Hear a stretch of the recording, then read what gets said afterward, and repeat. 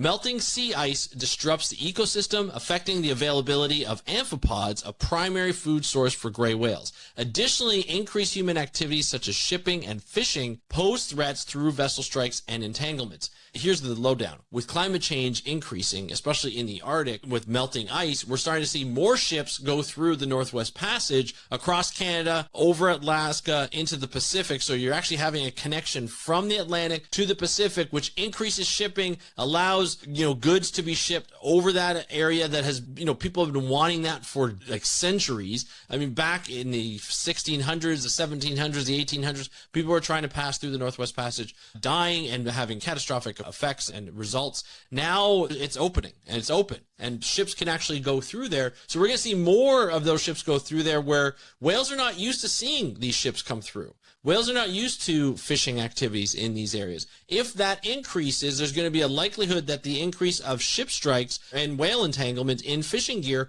will actually increase. This is not a good thing for these whales, which are used to having a peaceful time in the sea ice or around the sea ice and in colder waters in the Arctic where they feed during the summer months. I've seen them feed.